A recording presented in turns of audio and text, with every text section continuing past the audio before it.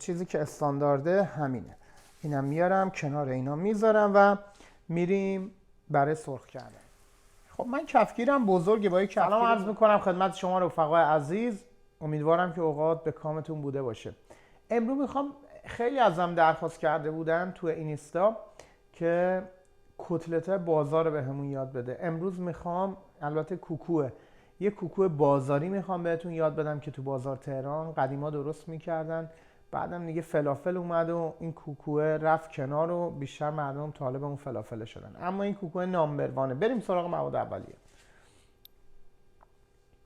پودر سیر داریم، اگه خواستی سیر تازه هم میتونید استفاده کنید. 2 تا دونه تخم مرغ داریم، نصف لیوان آرد داریم، 2 تا دونه پیاز رنده شده یا آب گرفته شده. آبشو بگیرید انگار دارید کباب کوبیده درست میکنید. با رنده درشت هم اگه خواستید میتونید رندش بکنید. 2 تا قاشق پودر سوخاری داریم و میایم اینجا 500 گرم سیب زمینی داریم. ببینید سیب زمینی رو هم آب پز میکنید، مراقب باشید دیگه زیاد آب به خودش نکشه. سیب زمینی رو با پوست آب پزش کنید، بعدم درش رو باز بذارید که پاره نشه. ببینید این، میبینید به این شکل این الان سیب زمینیش آب نکشیده به خودش. این از این. میریم سراغ ادویه هاش. فلفل قرمز، فلفل سیاه، زردچوبه، آویشن و روغن زیتون. البته اگه روغن زیتون خواستید استفاده کنید، نخواستید میتونید از 50 گرم کره استفاده کنید و زمان مصرفش رو بهتون میگم. آرد سوخاری هم داریم برای اینکه کوکوهامون رو تو آرد سوخاری بغلتونیم. آپشناله، اگه دوست داشتید این کارو بکنید خیلی بهتر و خوشمزه تر میشه. نمک و ارگانو خشک. خب الان فقط برای اینکه روی میزم رو خلوت بکنم میایم سراغ سیب زمینیمون. سیب زمینی رو میندازیم داخل ظرفی که قراره بیس کارمون رو درست بکنیم. اینو بذارمش کنار. این از سیب زمینیمون. تو همین مرحله تخم مرغا رو بهش اضافه میکنیم. 2 تا دونه تخم مرغ بس شد برای 500 گرم. آرد سوخاری داشتیم، اینم ببینید آرد سوخاری 2-3 تا قاشق نیاز داریم، هم پوکش میکنه هم به چسبندگیش کمک میکنه. بعد 2 الی 3 تا قاشق، حالا بستگی به خودتون داره، وسط کارم میتونید اضافه کنید. اینم از پیازمون. پیازم تو همین مرحله اضافه میکنم. اینم بذارم کنار و این تا اینجا.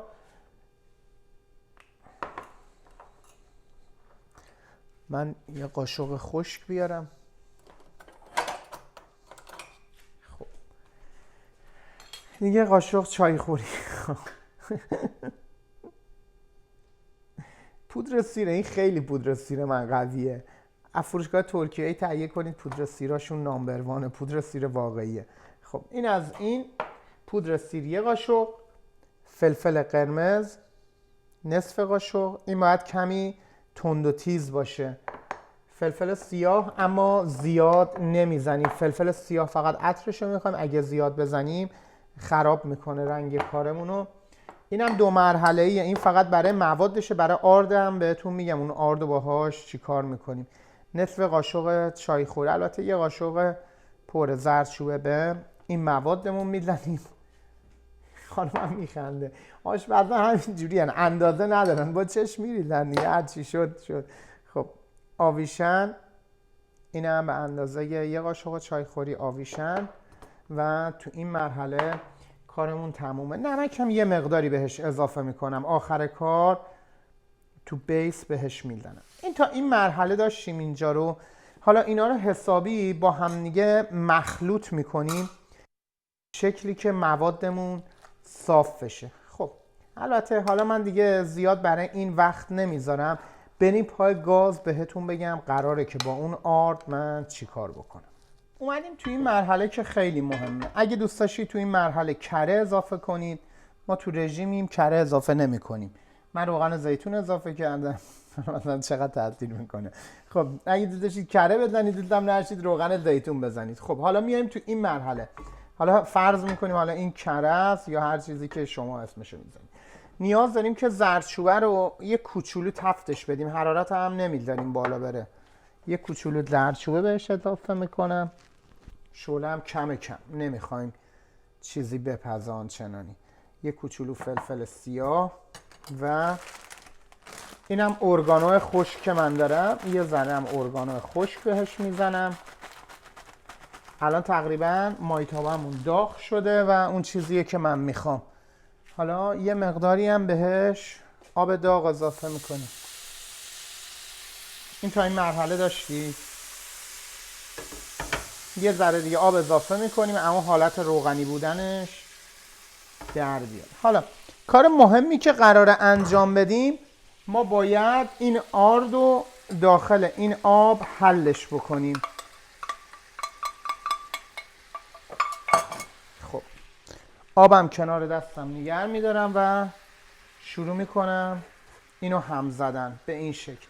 حالا هم میزنم یه مقدار تا این مواد کاملا خورده هم بره. یه مقدار دیگه آب اضافه میکنم. حالا شروع میکنیم اینو دائما تفت دادن تا چه زمانی؟ تا زمانی که تبدیل به یه مایع غلیظ بشه. حالا من تفتش میدم و برمیگردم. خب اونقدر آرد و آب و ادویه رو با هم دیگه زدم تا اینجوری لاستیکی. البته این داغ سرد بشه سفت سفت میشه. حالا کاری که این میکنه به این مایع کمک میکنه، هم حجمش رو بیشتر میکنه یه مقداری، حالا حقیقتش هم حجمش رو بیشتر میکنه و هم پوکتر و خوشمزه ترش میکنه. حالا موادمون رو یه مقداری دیگه من نمک اضافه میکنم، میدونم نمک نیاز داره. یه مقدار دیگه نمک بهش اضافه میکنم. این مواد رو به اندازه 4-5 دقیقه هم میزنم و به مدت 10 دقیقه میذارم تو قسمت بالای فریزر تا کاملا خنک بشه، خودشو بگیره و آماده این میشه که بره داخل پودر سوخاری. چسبندگی مواد رو ببینید، عیناً سنگ میمونه. خب چون من تو همه چیش دقت کردم. چیزی که مهمه، اکثر ایرانی‌ها تو کوکو درست کردن یه مشکلی دارن. سیب زمینی پوستش پاره میشه. خب سیب زمینی‌ها درشت و کوچیک و همه رو با هم دیگه میریزید. نه، پختن سیب زمینی راه داره برای کوکو. برای اگه میخواید سیب زمینیاتون کوچیکه، سعی کنید همه رو یه دست و یه سایز انتخاب کنید. یه دونه سیب زمینی میذاریم اینقدر، بعد باقی 4 تا کوچولو، بعد منتظر اون میشیم تا بپزه، باقی رو نابود میکنیم. سیب زمینی ها هی آب میکشه، سیب زمینی رو میزنی چرا این طعم سیب زمینی نداره؟ به خاطر اون آبیه که میکشه. بس اولین کاری که میکنیم سایز سیب زمینی رو طبقه بندی میکنیم، بعد با هم میپزیم. این از این میذارمش داخل یخچال، فریزر 15 دقیقه بمونه سرد بشه، بعد میارمش. خب به صورت استوانه اول درش میاریم، بعد به این صورت نوکاشو تیز میکنیم، بعد برش میگردونیم به این شکل. دیگه حالا زیادم سخت نمیگیریم، به این شکل چند تا ضربه میزنیم و برش میگردونیم. دوباره سعی میکنیم که بغلاش هم آرد سوخاری بزنیم. حالا اگه خواستید میتونید بزرگترش کنید و شیپش رو عوض بکنید، ولی خب چیزی که استاندارده همینه. اینم میارم کنار اینا میذارم و میریم برای سرخ کردنش. اندازه‌اش 2 سایز زدم، هم سایز بزرگ زدم هم سایز کوچیک زدم. دیگه بستگی به خودتون داره که چی کار میخواید بکنید. دیگه میرم سرخش میکنم و یه نون ساندویجی هم از قبل آماده کردم به این شکل. سبزی و نون و گوجه گذاشتم که آماده سرو کردن باشه. البته شما اگه دوست داشتید پیاز جعفری هم میتونید بهش اضافه بکنید. دیگه میریم پای گاز و باقی فیلمو میگیم. خب من کفگیرم بزرگه، با یه کفگیر بزرگ توی مایتابه اینا رو گذاشتم. حرارتم ملایم رو به بالا. زمانی که گذاشتینش باید کاملا مایتابه داغ باشه، ولی خیلی داغ هم نباشه که روسوز بشه. بعد میذارید دیگه با حوصله هر مقداری که میخواید برشتش میکنید. این پخته شده است دیگه، برشته شدنش سلیقه‌ایه، بستگی به خودتون داره. چه سوال خوبی کردی خانمم. میگه چرا این دوتا کنارشه. اینو ببینید، این به این شکله، میره داخل نون. 2 تا دونه به عشق ایران اینو میخوریم و صفا میکنیم. اینم از این. بیایم سراغ این یکی. رنگ رو ببینید، این پودر سوخاری خورده، این بازاریه. اگه بخواید برای ساندویجی درست کنید لاس نون بذارید، وقتی که خورده میشه خرج خروج میکنه و مشتری خوشش میاد. این جنبه رستورانی داره. اما این هم خونگیشه. ببین چه کتلتی در اومد. کوکوی معذرت میخوام. خوش رنگ خوشتم، اما این پودر سوخاری به هیچ عنوان نخورده. خب یه دونه هم کوچیک زدم، نمونه بچگونه. اینم بچگونه‌شه. خب فقط اینو زدم که ببینید تفاوتش تو چیه. به راحتی درست میشه، بیس کار آسونه. اما یه مطلبی که مهمه، موقعی که آردو با آب و کره و با ادویه قاطی میکنید و میزنید بهش، باید از ثانیه‌ای که شروع میکنید هم بزنید تا انتهای کار، تا اینکه سفت سفت بشه، یه مایع غلیظ همون شکلی که من ریختم داخلش در بیادش.